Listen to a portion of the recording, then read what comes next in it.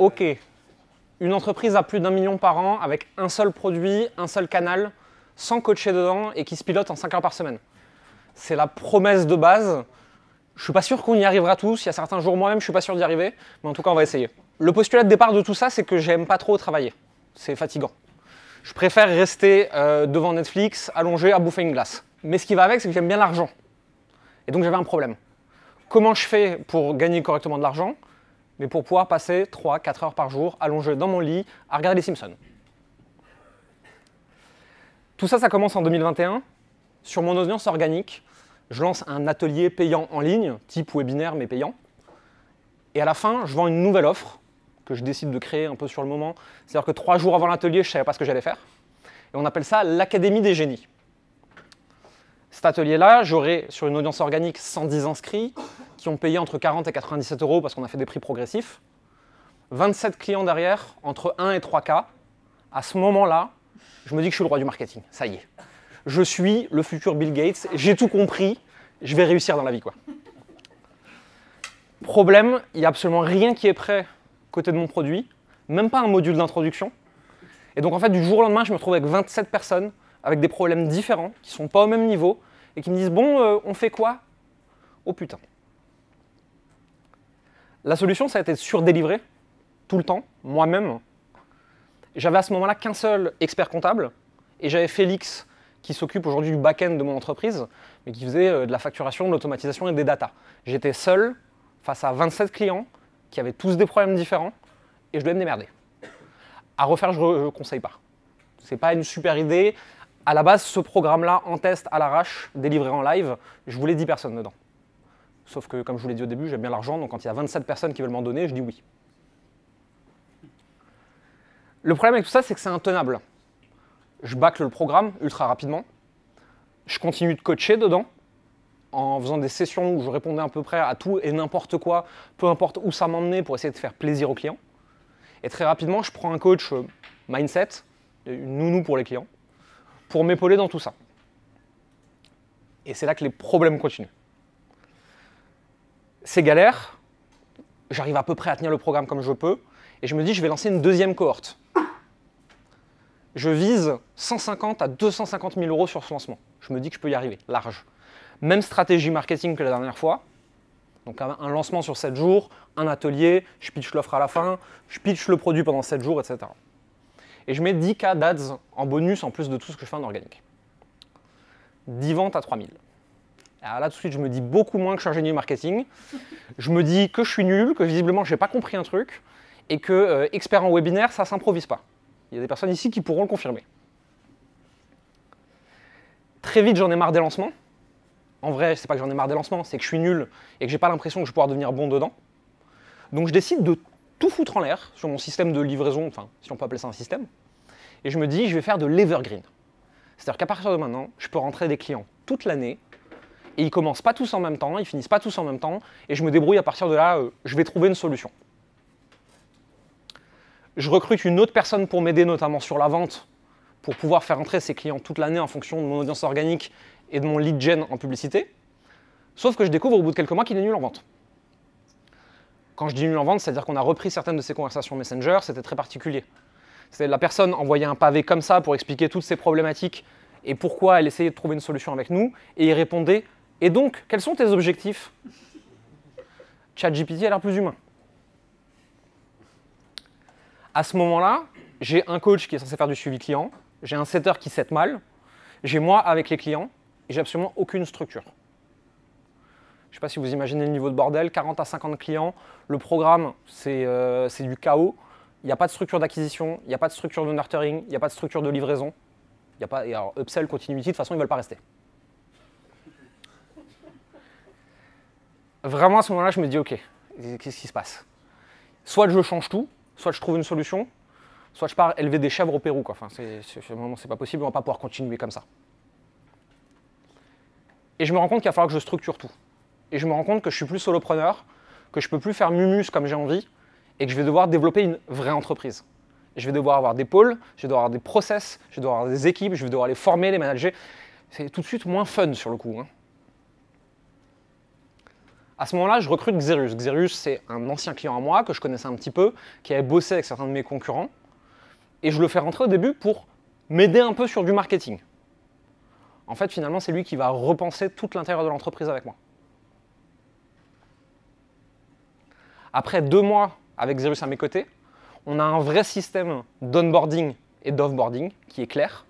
C'est-à-dire qu'un vrai narratif, ce qu'on appelle un narratif, c'est le client rentre, au bout d'1 heure, il se passe ça, au bout de 2 heures, il se passe ça, 24 heures, il se passe ça, une semaine, il se passe ça, et ainsi de suite. Pareil, on a mappé l'intérieur du programme, et il y a un vrai process, un vrai système d'offboarding. Une semaine avant la fin, il se passe ça, 24 heures avant la fin, il se passe ça, etc. Déjà avec ça, on arrive à uniformiser l'entrée et la sortie des clients. Alors à ce moment-là, c'est encore un peu le bordel, mais ça va. On a recruté notre personne, et donc la tech marche. On n'a plus le site est cassé. Alors vous n'avez pas forcément l'habitude avec moi, mais tout ce qui est technique, je ne suis pas très fort. Et en général, j'appelle des gens au secours quand j'appuie sur le mauvais bouton, que j'ai tout fait tomber alors qu'on a de la pub qui tourne dessus. Je fais à l'aide, le site est cassé. Oui, mais c'est-à-dire, je ne sais pas. À ce moment-là, donc la tech marche. On a un vrai système de tracking des leads, enfin, qui à ce moment-là, c'est du Excel avec des tags Google Manager, enfin c'est le bordel quoi. Mais on arrive à savoir d'où ils viennent et quel est le ROI sur nos ads. On a un peu de visibilité. On a un vrai système sales, on a un vrai système setting et on a un funnel qui fonctionne. À ce moment-là, on est entre 30 et 50 000 de chiffre d'affaires mensuel. Moi, je crois que j'ai tout réussi. Vous verrez, je crois souvent que j'ai tout réussi. Sauf qu'en fait, c'est le début de la vallée de la mort. Pour ceux qui ne savent pas, la vallée de la mort, c'est un truc, tout type d'entreprise va le passer. C'est-à-dire qu'on est trop gros pour là où on en est, mais pas assez gros pour là où on veut aller. Donc les problèmes qui viennent avec cette vallée de la mort, c'est qu'on est surstaffé. On est staffé pour faire 100K, on en fait 40-50. Les leads convertissent peu et pas assez vite, et on ne sait pas pourquoi à ce moment-là. On n'arrive pas à trouver de bons sales. Il faut que j'encadre les coachs, il faut que je coache les clients. Je suis absolument partout, et c'est l'enfer. Vous pouvez demander à Marie dans quel état j'étais à cette époque-là. C'était pas fun. Donc je décide de nouveau tout changer. Je vire un tiers de l'équipe. Je change radicalement les process de recrutement sales, la façon dont on les onboard. On finit par en trouver 2 bons. Et on fait un gros lancement de tout ça. 100K en 1 mois. Youhou! Futur millionnaire. Non, jamais. Toute mon aventure entrepreneuriale est ponctuée de grosses claques d'ego dans la gueule, à savoir de « j'ai tout réussi, je suis le meilleur, ah non ». « J'ai tout réussi, je suis le meilleur, ah non ». Et vous verrez que vous avez sûrement vu la même chose. Il y a un framework qui est très important dans la croissance d'une entreprise, vous le connaissez peut-être, c'est Scale, Mess, Depth. Scale, croissance, Mess qui crée du bordel, Depth, tant que vous n'avez pas payé votre dette en restructurant l'entreprise, en mettant en place des process, en regardant où ça pète et en réglant le problème, vous ne pourrez pas repartir en croissance. Donc on fait un mois à 100K, le mois d'après 80, le mois d'après 70, le mois d'après 50. Je suis toujours structuré pour faire plus de 100. Panique à bord, on perd de l'argent, c'est même plus un robinet, la baignoire elle est éventrée. Le système de livraison pète de partout, les clients ne sont pas contents, ils n'ont pas assez de résultats. En 2022, on a subi plusieurs grosses attaques en plus de bad buzz en externe, donc avec des gros youtubeurs, des gros médias, des influenceurs qui ont décidé de nous attaquer. Ce qui appuie encore plus fort et crée plus de tension sur le système d'acquisition, sur le nurturing, etc. 2. Des attaques ? On a eu Milgram, qui est un youtubeur zététicien, qui a fait une vidéo où il dégomme les coachs de coach, et on est dans le panel. Ça a été repris par Monsieur Mondialisation dans un article, qui lui me cite un peu plus précisément en forçant un peu. Et ensuite, on a les mecs de Nordpress, qui à la base est un média satirique, mais aujourd'hui c'est juste des emmerdeurs, qui ont décidé d'envoyer leurs 10 000 bonhommes pourrir nos publicités et nos funnels.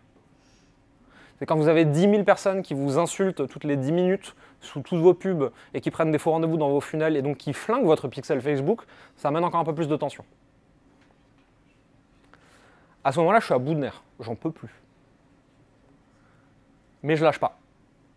J'ai vu qu'il y a déjà des merdes que j'ai résolues par le passé et que je suis probablement capable d'en résoudre d'autres. Et à ce moment-là, entre le business qui est sous tension et les attaques, je me dis vraiment, au pire ça pète, je ferme la boîte, rien à foutre, tant pis. C'est pas grave, je referai autre chose quoi.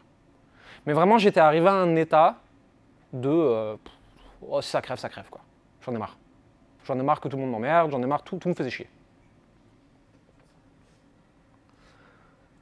À peu près dans cette période, on recrute Marie au Customer Care, Mehmet en Head of Coach.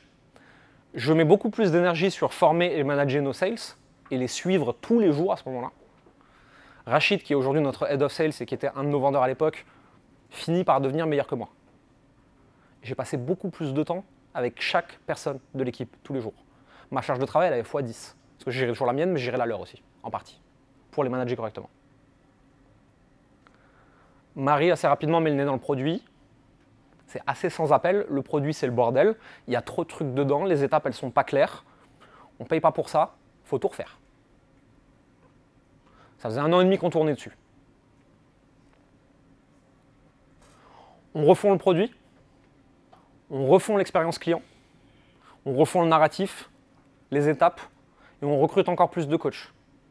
Aujourd'hui, on a 6 coachs dans le programme. Une à 2 permanences par jour, plus des Customer Care pour accompagner les clients. Aujourd'hui, ils ont un groupe, une plateforme vidéo, des coachings de groupe, des coachings one-one, du Customer Care hebdomadaire. À ce moment-là, on se dit qu'on est prêt. On est en janvier 2023. Ça a mis 7 mois pour comprendre une seule chose. La clé, ce n'est pas l'acquisition. Ce n'est pas le marketing. Ce n'est pas les sales non plus, contrairement à ce que tout le monde pense. Et la clé, ce n'est pas le product. La clé, c'est de recruter des gens fiables partout et de réussir à les faire parler entre eux. Aujourd'hui, je pilote l'acquisition avec Xerius, qui est mon bras droit et directeur marketing. Je pilote une partie du marketing avec Xerius et Florian qu'on a recruté. Rachid pilote les sales, Marie et Mehmet pilotent le produit et les coachs. On a Félix et Océane qui pilotent le back-end. Moi, mon seul job, c'est d'être dispo pour eux, autant que nécessaire, et de donner la direction. J'ai enlevé mes mains de toute mon entreprise. Je fais quasiment plus rien, à part du contenu. Par contre, j'ai des gens à chaque poste que j'écoute et que je viens épauler s'ils ont besoin de moi. Est-ce qu'ils ont besoin de temps? Est-ce qu'ils ont besoin de ressources financières? Est-ce qu'ils ont besoin d'équipe? Est-ce qu'ils ont besoin de process? Est-ce qu'ils ont besoin de coaching? Est-ce qu'ils ont besoin d'être formés? Ce dont ils ont besoin, on leur met à disposition.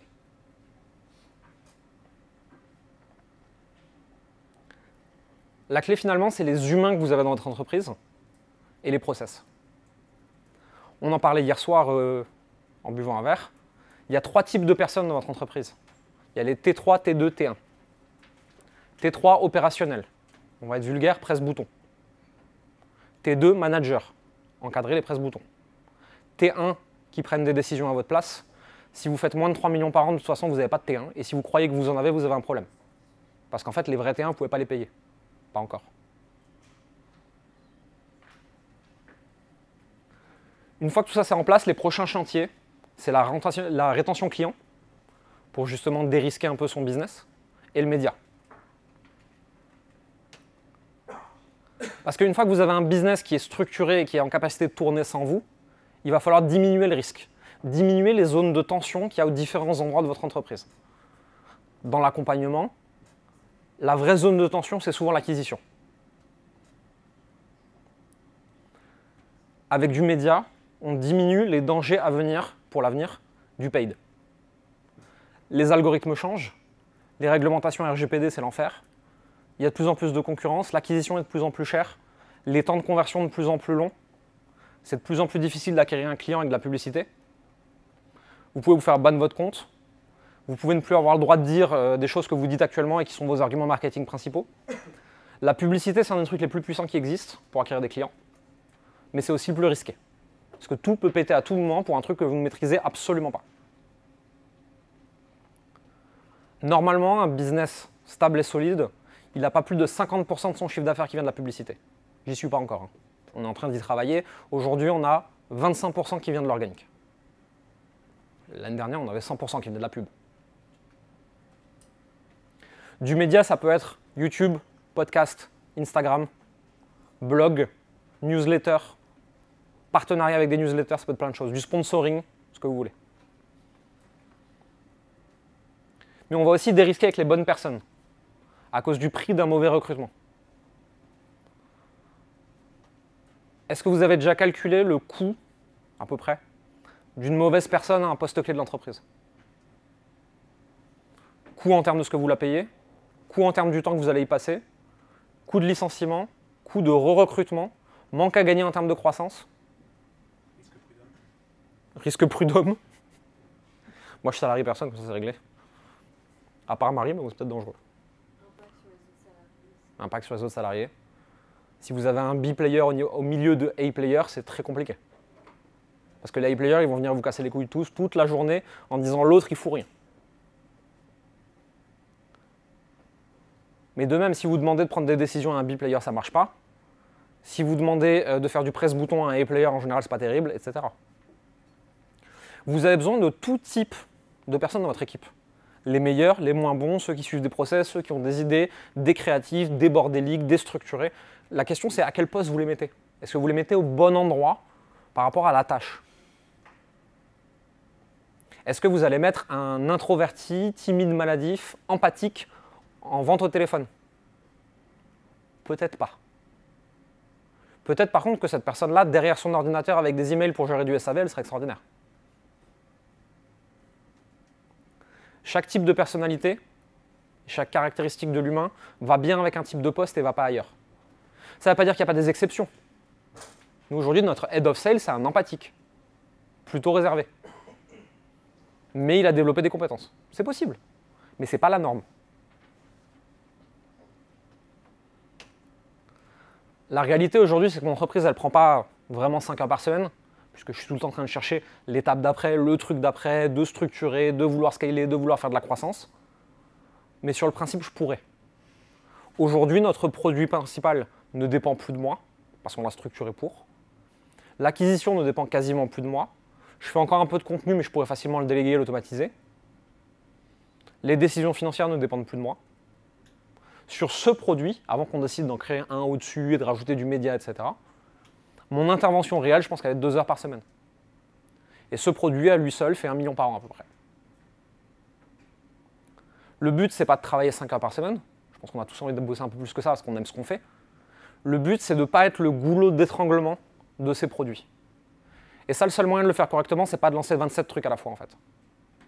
Parce que structurer une offre nous a pris 30 mois pour structurer une offre.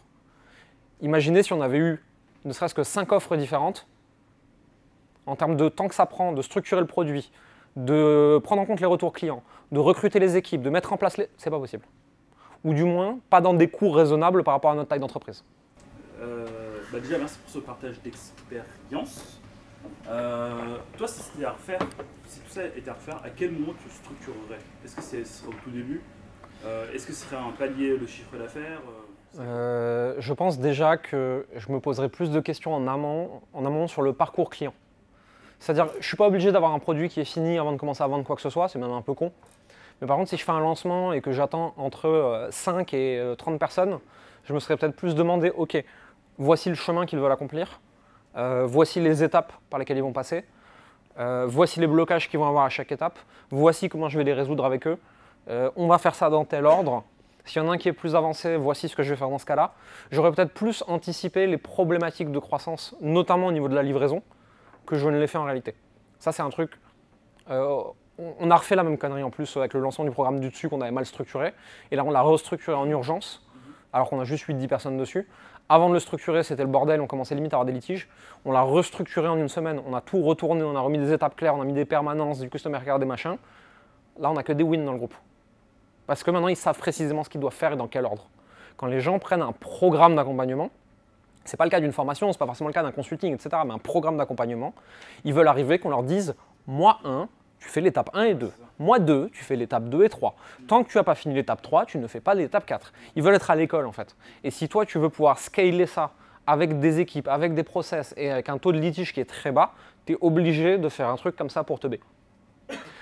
Moi, je répète souvent à l'équipe, on veut un produit qui soit Google-proof. On veut un produit anti-Google. Ça ne veut pas dire que nos clients sont des Google. Ça veut dire que même si un Google rentre, il n'y a pas de problème. Parce que le truc est tellement structuré qu'on sait exactement. Okay. Du coup, très souvent, je me pose la question de la part d'entrepreneur je suis ou la part de coach / formateur. Et en fait, j'ai un peu l'impression à certains moments d'avoir deux rôles dans la boîte. Ouais. Parce que je fais les one-one. Quelle est la différence entre la part de coach et la part d'entrepreneur? En gros, le stratège versus le responsable de la livraison. Et parce qu'il y en a beaucoup qui sont là-dedans, qui sont Ouais. partis. Et donc du coup, toi, tu te sens vraiment plus entrepreneur que coach? Ouais. Et d'ailleurs, je suis un mauvais coach. Je suis pas mauvais en consultant, mais je suis un mauvais coach. C'est-à-dire que si tu viens chez moi avec des problématiques émotionnelles et des oui mais, moi en général, ça finit en litige juridique parce que je te gueule dessus. J'ai aucune patience pour ça. Aucune. C'est pour ça qu'il y a des gens qui le gèrent à ma place. Hein. Okay. Et moi, ce que j'explique à mes clients, c'est si vous voulez apprendre à conduire, est-ce que vous préférez monter sur un circuit avec un pilote de F1 ou est-ce que vous préférez le meilleur moniteur d'auto-école de France?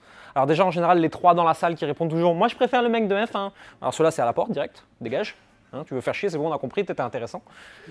Et tous les autres, en fait, ils vont comprendre que le meilleur dans une thématique n'est pas forcément le meilleur pour l'enseigner.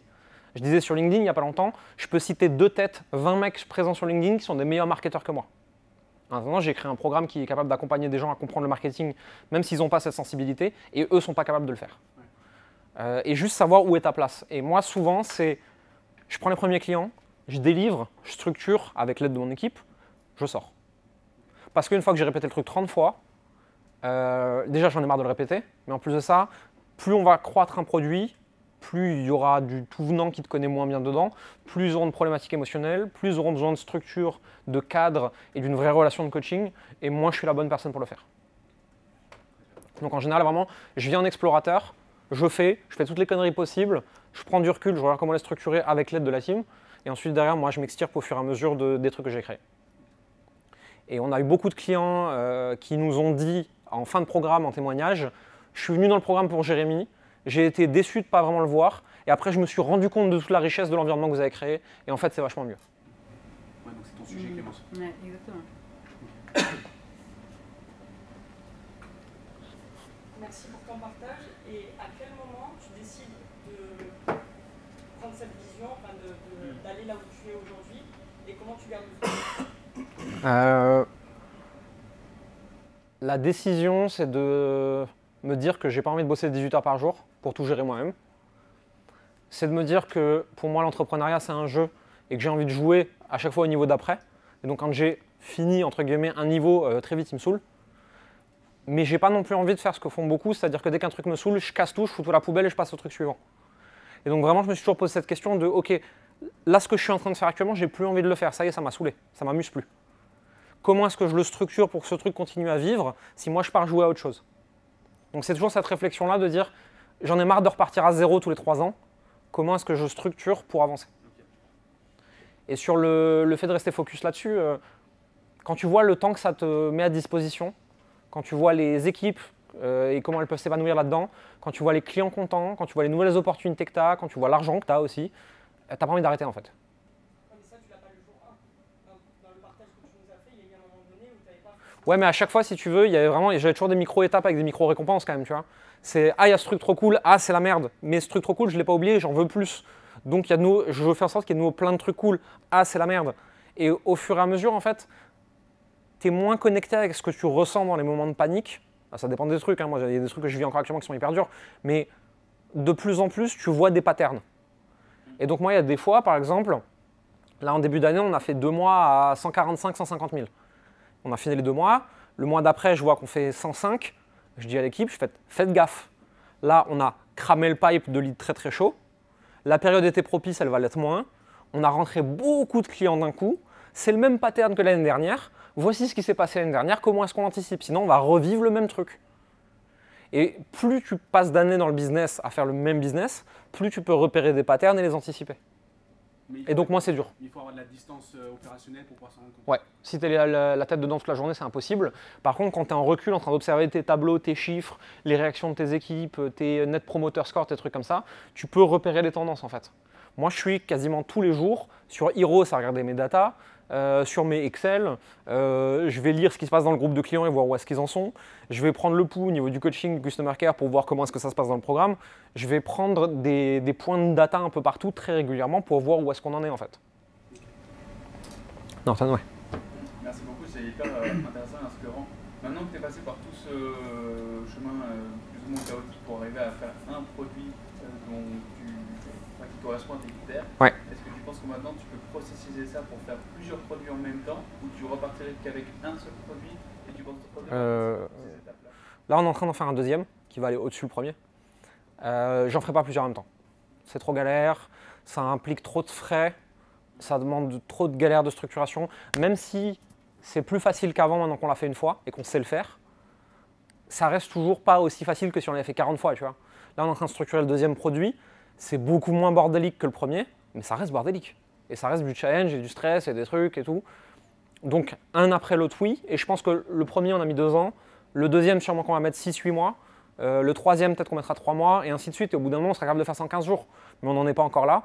Et peut-être que si un jour, je vais jusqu'à une taille de boîte où on est 80 et on en a notre 30e produit, peut-être que j'essaierai d'en lancer plusieurs en même temps. Mais aujourd'hui, je ne pense pas que ce soit une bonne stratégie.